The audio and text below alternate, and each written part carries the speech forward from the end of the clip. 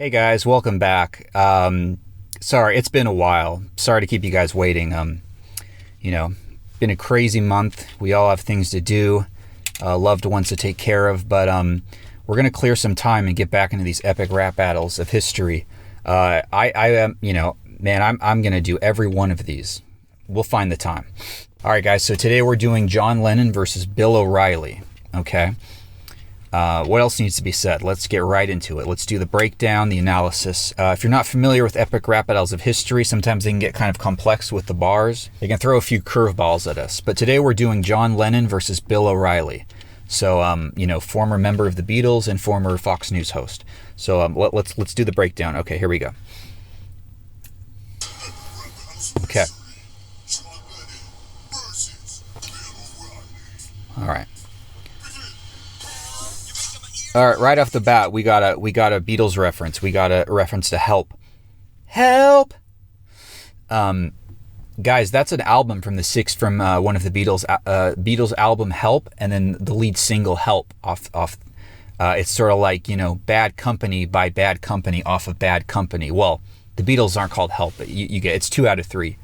And that ain't bad. And that's another musical reference. And if you guys know what reference that is, hit me up in the comments. I'll give you another clue. I'm hungry. Okay, let's get it.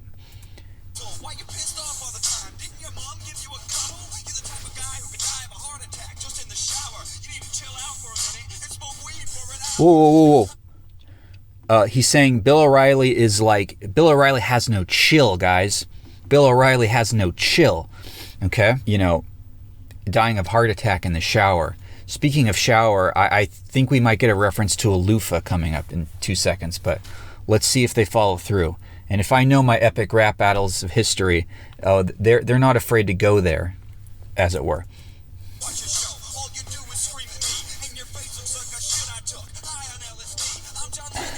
Ooh, he's saying Bill O'Reilly has a face that looks like a shit taken on LSD, which I guess means maybe he means like when you mix, because LSD is colorful, but maybe it's sort of like when you mix all of the crayon colors, you get brown. I think it is, right? Maybe that's what he's saying. He's saying Bill O'Reilly is a drab. There's 2 levels to that, because you think LSD, cartoon, animation, colorful, 60s vibes, but when you mix the colors together, you get brown,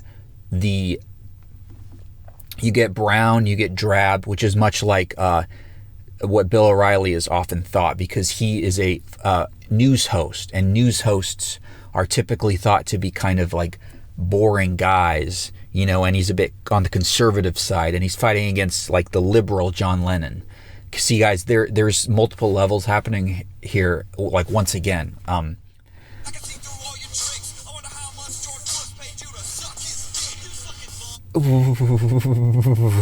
ooh, we're getting not family friendly again. Oh man, guys, he's saying George Bush, because I mentioned earlier that Bill O'Reilly's on the conservative side of things. So he's saying that he might be giving polishing the old hobnob, polishing the old hobgoblin of George Bush, and that could be either senior or junior, guys. Okay, so some of these bars are up to interpretation, but I'm going to assume he means junior. Although Bill O'Reilly's been around a while, it could be senior. Could be senior.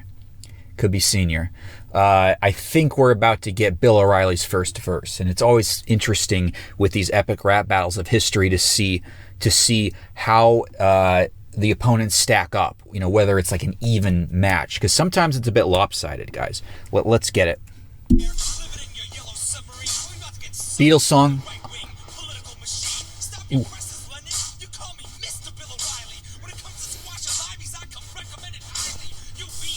Squash limeys is a slang term for British people. Okay. He's saying he's going to squash him. Okay.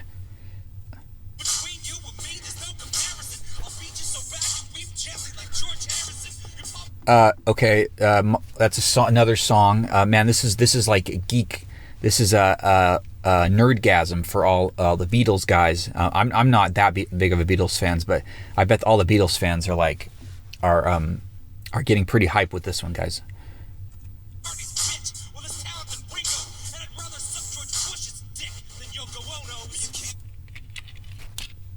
Oh no no no no no no no no no no no no no! We got to call a foul on that one. Hold up! You can't say that.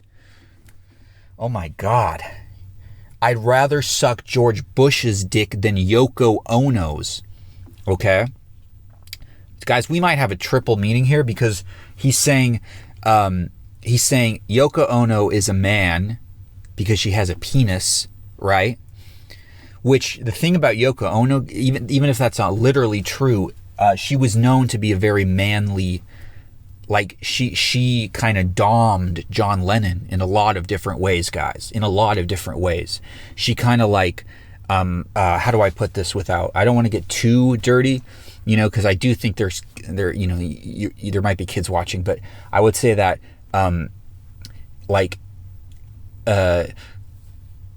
let's just say that it would not surprise me if some paraphernalia were involved sometimes in that relationship, and that paraphernalia was being directed at John Lennon, not towards him, right? To put it another way, imagine if Paul and John were sharing a hotel room on tour, and just imagine Paul walks in and he's wearing the walrus costume.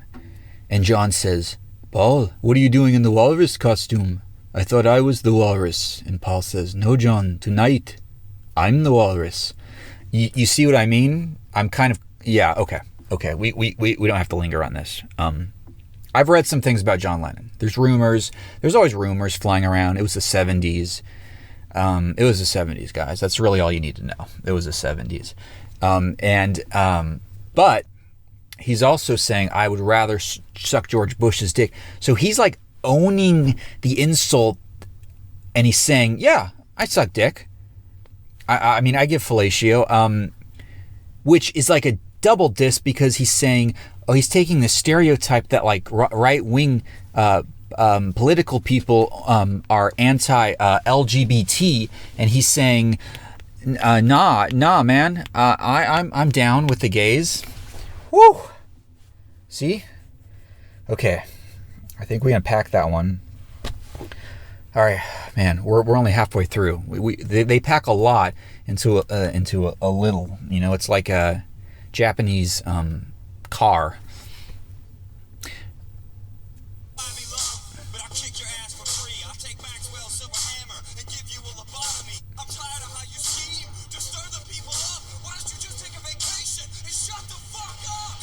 Maxwell Silverhammer is another Beatles song. Okay. So he just hit him with the Maxwell Silverhammer, which is not just an ordinary hammer. It's more like Thor's hammer. It kills people, guys. It kills people, and there's only one worthy enough to wield it, and that man is Paul McCartney. Yeah, he's the only one worthy enough to wield Maxwell Silverhammer because he wrote it. He's also the only one who wants to write or sing Maxwell Silverhammer because all the other Beatles hated it. But anyway, guys, let's hit up the next verse. By the way, I kind of just quickly off topic. I wanted to do this on Juneteenth because, guys, if we could just take a moment to pause here. It is Juneteenth. And we in this country need to take time to recognize the contributions to culture that African Americans obviously have made, and that's very relevant here because we're dealing with rap, okay, guys? Because we are talking about a rich history of African culture that created going back to African polyrhythms, and then to blues, jazz, okay, and finally hip-hop. And that you can draw a direct line from all of that, from that rich African culture, you can draw a direct line to this, to John Lennon versus Bill O'Reilly. It's a direct line, guys, to, this epic rap battle of history. So let's remember that. and let's finish this. Let's finish this up. Don Cheadle. Ooh, wait, what did he say? Heart harder than Don Cheadle? Okay. Okay. Don Cheadle from Hotel Rwanda. Okay. Oh, wait. I missed that verse, guys. Oh, $10,000 shoes I used to stomp out a beetle. Okay. So what he's saying here, guys, is he's saying it takes $10,000 because you see, guys, the Beatles were sued by Alan Klein, the manager, and it was a big law. And the Beatles have had a lot of lawsuits. So he's saying, I'm willing to take $10,000 to take you out. Okay.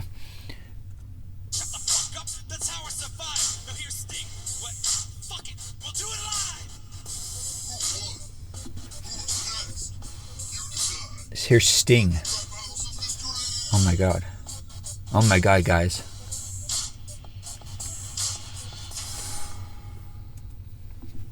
Okay, guys. This is crazy. He said Sting. He said, we'll do it live. And then he mentioned Sting, who's from the Police. Guys, the Beatles had to stop touring. They gave up touring live, right? And then they just became a band that just hung out in the studio all the time and did drugs, okay? And so Bill O'Reilly's saying, we'll do it live. And he's saying, and he mentions the Police. Now, the Police never stopped performing live. In fact, they were known as quite a muscular live act. It's one of the tightest rhythm sections in 80s rock, like anyone will tell you, okay? So that was a pretty thick diss in and of itself. That was a hearty diss. Guys, I'm calling this right now. We're going to have to give this to Bill O'Reilly. I just think John Lennon didn't come hard enough. He didn't do his homework. You know, maybe if he laid a little bit less off the whatever he's doing. I mean, I think he kind of did it all. But he needs to bring his A game, or maybe he was distracted by Yoko or May Pang. This was yet another epic matchup between two historical figures.